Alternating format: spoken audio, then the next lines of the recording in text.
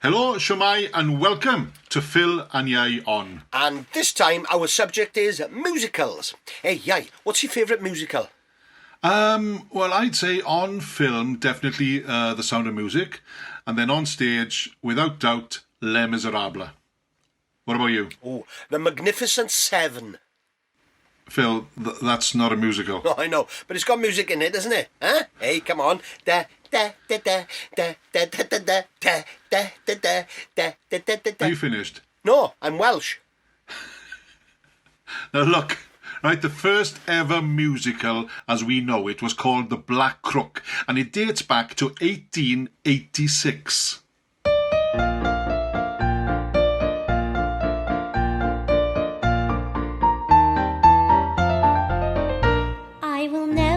Deceive you or of happiness bereave you, but I'll die amid you, grieve you. Oh, you naughty, naughty men, you may talk of love and sighing, say for us you're nearly dying, all the while you know you're trying to deceive, you naughty men.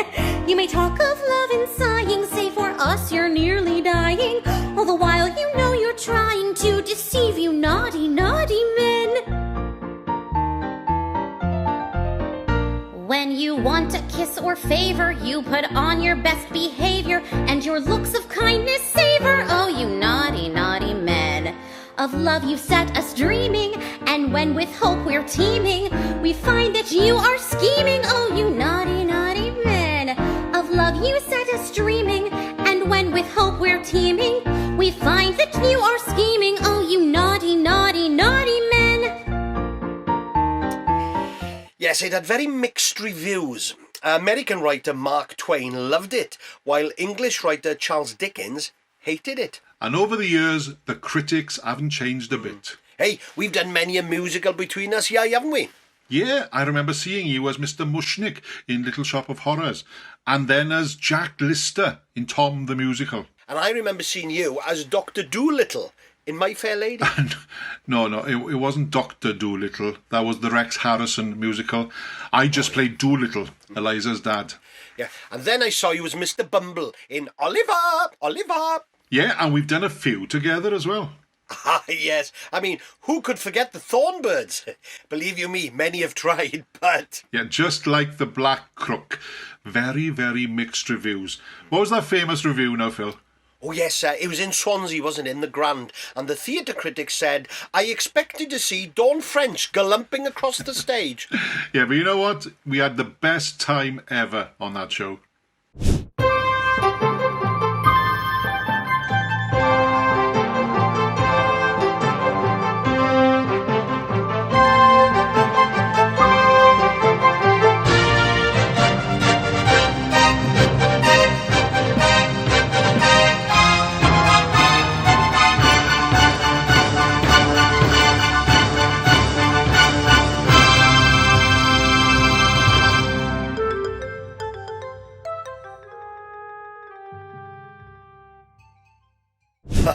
Three months of touring the UK to the best theatres in the land. What a job.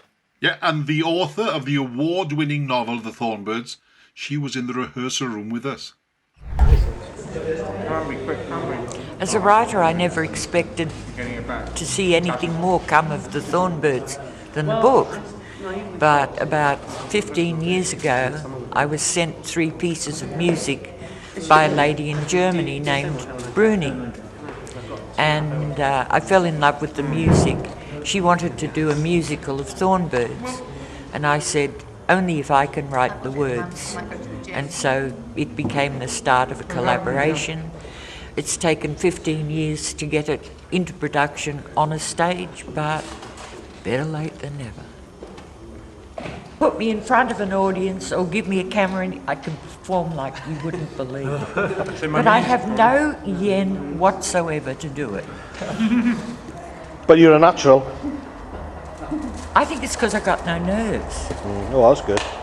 No nerves. I can stand up in front of 5,000 people and talk for an hour. Off the cuff. Oh my God.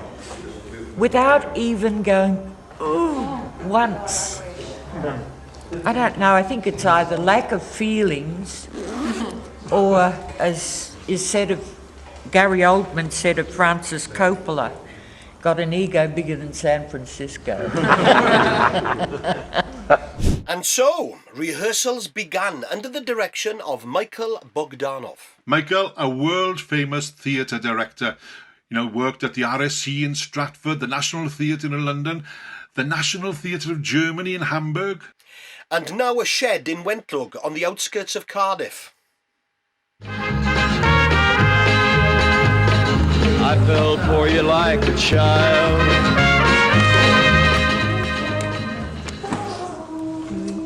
Monday morning. Monday morning's mango morning. Do you like that? Oh, I've just got another new line. Is it good? Well, I can't really understand what I've written. Yeah, no, fair enough. Oh. She's got so many lines, she's blasé. Yeah. I've got one. 14 words.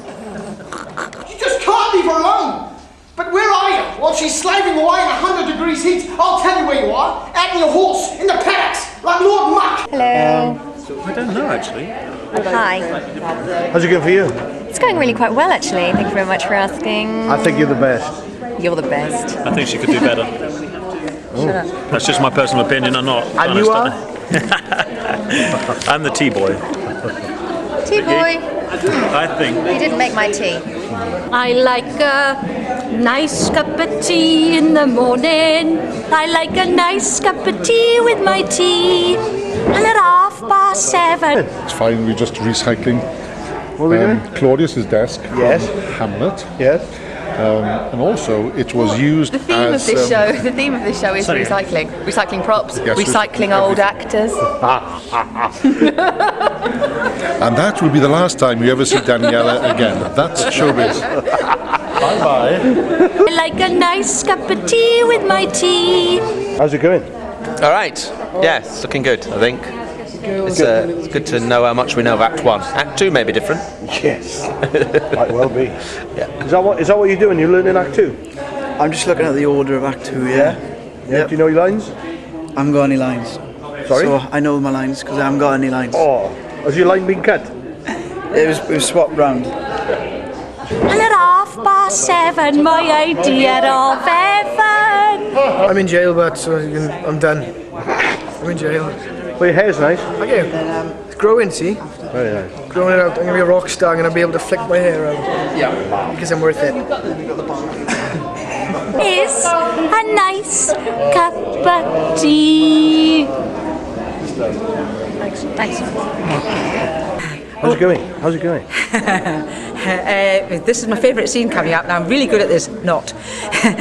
But I'm doing my best. At least Anthony's not here to say, "Oh, Andrea, for God's sake." But the bit you loved best was the dance, eh, yay? You should try for Strictly, wouldn't you, you know? Every day's a school day.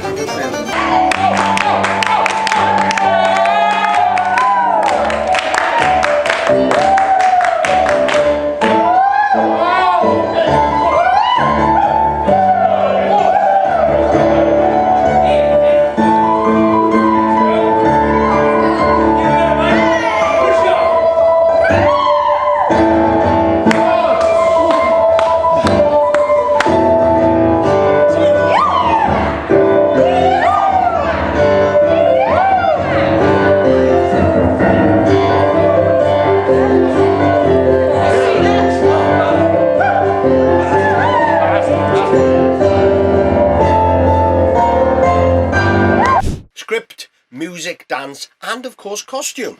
And first in for his costume fitting was actor Danny Graham. And Bogdanov pulled out all the stops with somebody very, very special in charge of the costumes. Lords. I am Mr. Cane Pain, the man with the thing in his hand, if you see what I mean. And I swing it about a bit. Well, I just have been swinging it about as cane painters do. It makes for great pain. Hello, who are you? Who am I? How dare you ask? I'm David Emmanuel. Don't ask me what I'm doing here. Are we Newport? Where are we? Newport? Wentlog. Take him! I've got him! Come on, let's take him away! I got King's ransom! I don't bloody hole in it! I don't look good in polythene. This is not my colour. Yes, Yes, internationally renowned fashion designer, Bridgend's very own David Emmanuel, an amazing designer. But when I asked him where we were and what show we were doing... Don't ask me what the production's called, don't ask me who's in it, but I just know everybody's fabulous. That's enough. And back in the rehearsal room, the cast were working really, really hard on the next scene. Oh, yeah. Is it really mini-me? Like... Paid to drink tea. Oh no, I thought it was talking about his actual son. Oh, the one. Paid to talk. You didn't tell me. Definitely didn't tell me. Did you? Oh, happy. No, you didn't tell me. This is what I'll be doing most of the tour, even during the show. Going through her 100th book. Actually, let's make it. And of course, one of the most important things in a Bogdanov production was rehearsing moving the furniture. Tea, Mr. Shifter?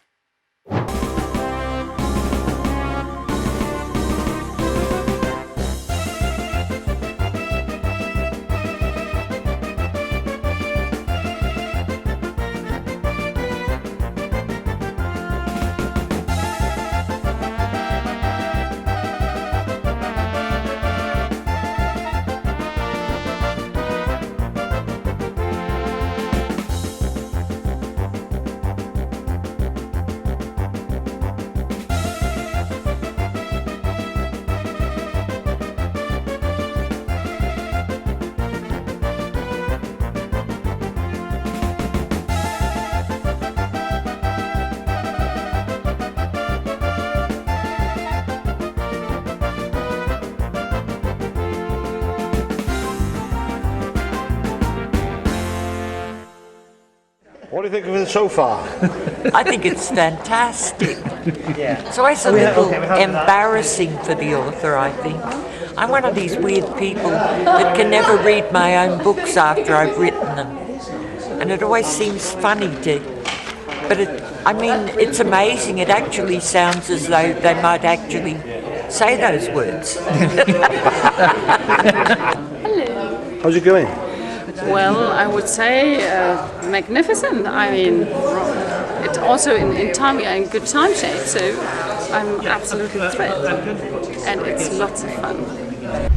Now, if you said that I enjoyed the dancing, Phil, I think the bit you enjoyed most was when you joined the band The Gilly Boners for the beginning of Act 2.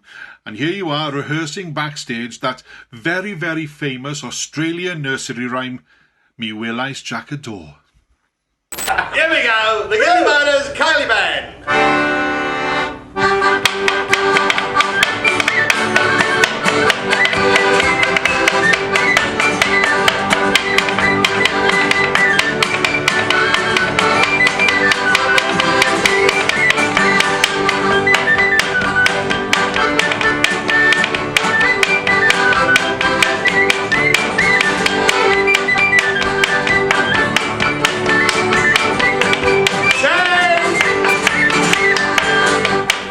The main thing was everyone took rehearsals so seriously under the musical direction of Michael Morwood.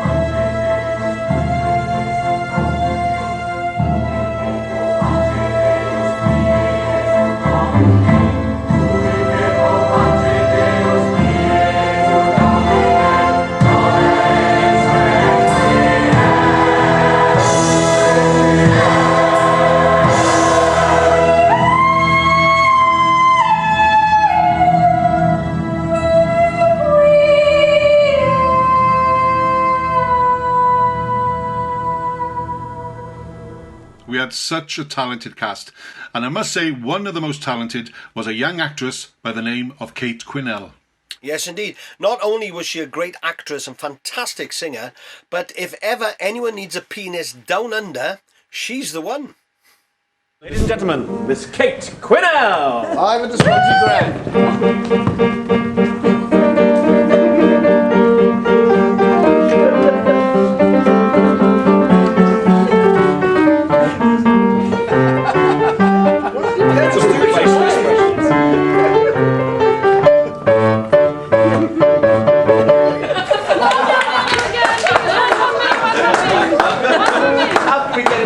Kate Quinnell there and her unique version of Mozart's Symphony No. 40. Yes, indeed, but back to the Thornbirds. It was such a lovely story, and I remember the mini TV series with Richard Chamberlain, Rachel Ward, Barbara Stanwyck, and the other guy, Christopher Plummer. Yes, indeed. Do you know, the series was enormously successful, and it became the United States' second highest rated mini-series after Roots. And can you remember what Colleen McCullough thought of it? Did she like it? Did she like it? Did she like it? No, she hated it. She thought it was instant vomit. But Helen Anker and Matthew Goodgame were superb as the lovers in our production. And for many different reasons, Phil, I'll never forget the Thornbirds, a musical.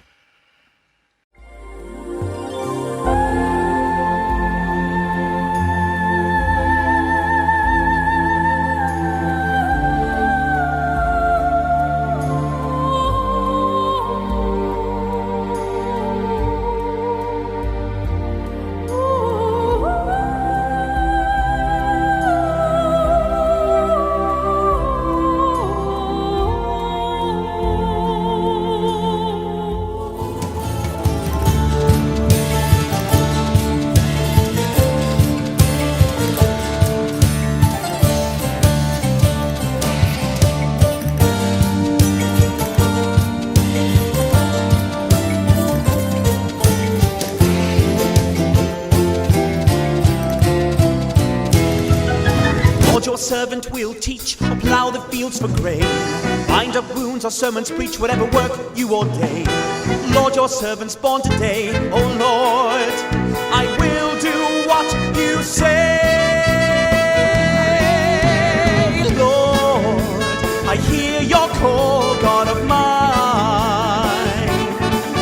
From today I am yours, Lord divine, Lord divine, Lord divine. Unworthy though I be, I am yours for eternity. Lord divine, inside my heart, Lord divine, we'll never part. My Lord divine, my Lord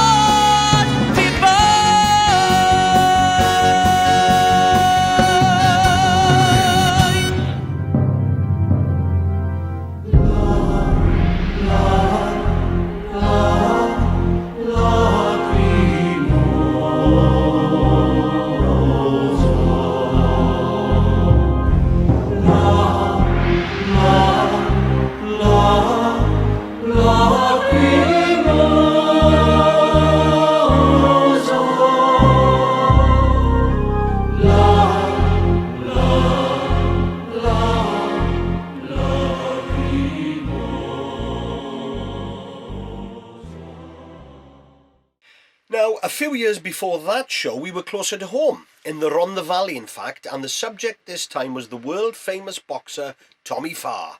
Yeah, written by Mal Pope and hot on the heels of his other popular musical for the Wales Theatre Company, Amazing Grace. Now, it was going to be hard to produce a show about boxing, but produce it, Bogdanov did, and it became a huge success all over the country. Yeah, and in the lead role, someone who had huge success playing the Big Bopper in the West End's production of Buddy, the one and only Mike Doyle. With a big cigar, I'll have some fine clothes, and a fancy car,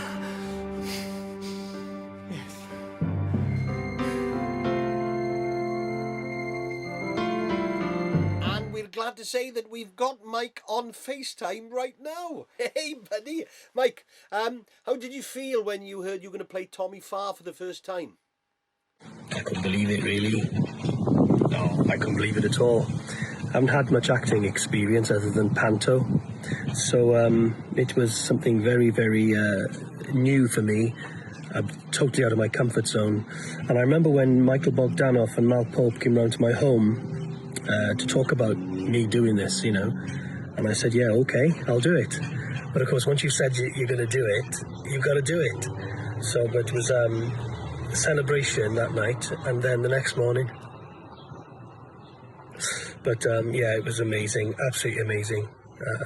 I remember Michael Bogdanoff saying, you know, goodness me, Mal Pope wants buttons to play Tommy Farr. So it was quite incredible. Well, Mike, I think you proved to everyone that you're not just buttons. But tell me, what was it like to play Tommy Farr? Well, it was fantastic, wasn't it? We had the time of our lives. It was a long rehearsal period, wasn't it? And lots of training, boxing training. I remember going to Mario Macronelli's gym in Swansea. It really killed me. Seriously, it was really, really tough. I think the TV documentary that they did with the preparation of getting us ready for the show, it says it all, really. It's on the YouTube, I think anybody wants to watch that. But I had the time of my life. It was hard work, but I really enjoyed it. And I kind of really believed in it. So I remember Victor Spinetti telling me years ago, you know, trouble is with acting, he said, it's people act. I didn't know what that meant. He said, be the person, be the person. So I took that advice from years ago and tried to become Tommy Farr, I think, the best of my ability. And I had some fantastic help from everybody that was on the show, especially you two. Loads and loads of help acting-wise. And it was great to work along the great Peter Carey, to sing alongside him. Couldn't quite get to his notes. But it was great fun. It really was. Now, Mike, talking of fun, great fun is to be had when touring and sharing digs. And in Llandudno, if I remember correctly, as three, we shared some digs together there. What was that like for you? What was it like sharing a flat in Llandudno with you pair? Mental. Absolutely mental. What was that pub we went to? It was like a Wetherspoons, wasn't it? And we went there every night. Flipping massive show like that, you know, what on earth were we doing? Don't tell Mal. He's with us. No, he was with us. He was over the pub with us. No, the flat was fantastic, wasn't it? It really, really was. And can't remember who did the breakfast. Did we eat in that flat? I can't remember. But it was good fun. It really was a wacky, wonderful, wonderful time. And I'm very grateful, and still am. Thank you. And thank you, the lovely Mike Doyle. Yes, as I live and breathe. Now, different to Mike, yeah, we had a few different roles in that show. My favourite role was a nice ham and cheese one. I'm only joking. I played the part of Don Gambaccini, the Italian mafioso boss in New York. And here I am with the delectable Sam Taylor-Martin. Oh, Papa, I'm sorry I didn't become a lawyer or a doctor and put these hands to better use. But thank you for giving me music.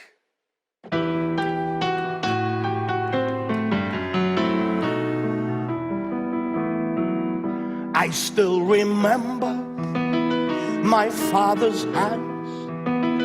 He was a carpenter who sang Puccini. Who? He was Sicilian, a man of honor. He knew the old ways, omerta and respect. but he was proud. That was his curse. Something he said upset Don Williamo. And what did he do? So like a dog, he shut my papa down and left our family all alone. Oh, that is terrible. My widowed mother begged for forgiveness. She asked Don to spare the life of her only child. He said one day, your boy will be a man, and his father's blood will cry out for vengeance. That night she packed her bags for the Americas, and then she placed my father's gun into my hand. Oh no! Each night Don Guglielmo paid a visit to his favorite whore. I met him there. His brains, they met the floor. Oh my God! Castellamare, I hear you calling. Will I ever walk your streets or smell the olive trees again? Oh, dolce viso, tua sempre triste. Ricorderò Castellamare. And so he sailed into New York along the Hudson, to Ellis Island, past the Statue of Liberty. I found a home on these New York streets. I found my fortune, I found my fame, and now men fear me. Yeah, they do. I have respect. And omerta. The old Sicilian ways have found a new world. So much sadness. Yeah. And so much death. So much death. Mimi, as they say, there's no place quite like home. Oh, you should see Hoboken, New Jersey. Castellamare, I hear you calling. Will I ever walk your streets or smell the olive trees again? Oh, dolce viso, tua sempre triste. Ricorderò Castellamare. Ricorderò Castellamare.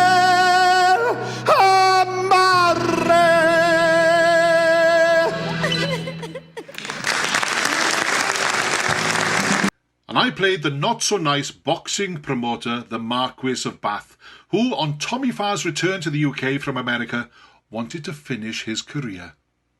But for Mr. Farr, that certainly will not be all. I'm sure it won't be, Your Grace. So you think that you've beaten me? By giving up the ring, you can walk away. You have cheated, you've insulted me, and my honor requires satisfaction. Now you have money and notoriety that you earn for yourself inside the ring.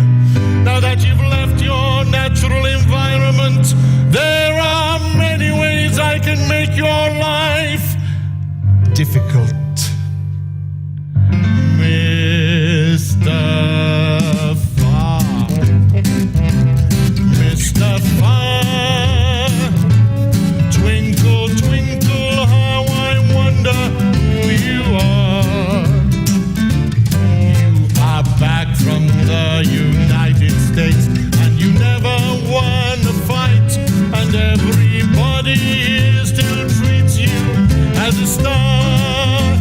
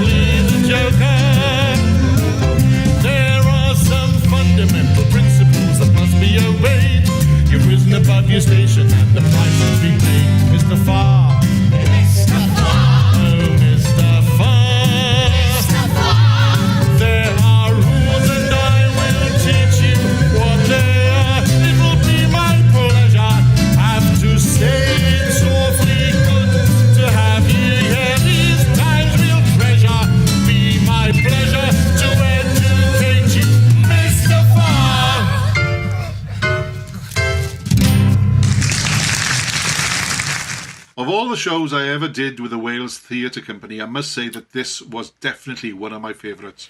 Yes, indeed. What was nice about it was a genuine Welsh musical made in Wales. Oh, and the finale... Oh. There wasn't a dry eye in the house. No, it was hard for us cast not to cry as well. So here is Peter Carey and Mike Doyle leading the cast in the final number.